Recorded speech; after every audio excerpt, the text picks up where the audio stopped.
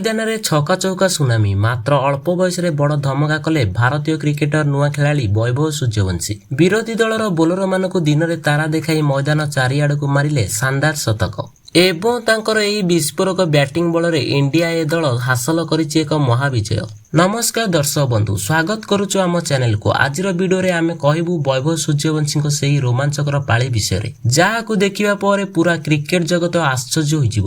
ଯଦି ଆପଣ ବି ଭାରତୀୟ ଦଳର ଏହି ବିଜୟରେ ଖୁସି ଅଛନ୍ତି, ତେବେ ଭିଡିଓଟିକୁ ଏବେ ହିଁ ଗୋଟେ ଲାଇକ୍ କରନ୍ତୁ ଏବଂ କ୍ରିକେଟର ସବୁ ଲାଟେଷ୍ଟ ଅପଡେଟ୍ ପାଇବା ପାଇଁ ଆମ ଚ୍ୟାନେଲକୁ ସବସ୍କ୍ରାଇବ କରନ୍ତୁ।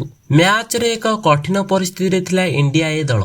ପ୍ରତିପକ୍ଷ ବୋଲରମାନେ କ୍ରମାଗତ ୱିକେଟ୍ ନେଇ ଟିମ୍ ଇଣ୍ଡିଆ ଉପରେ ଚାପ ମଧ୍ୟ ପକାଉଥିଲେ।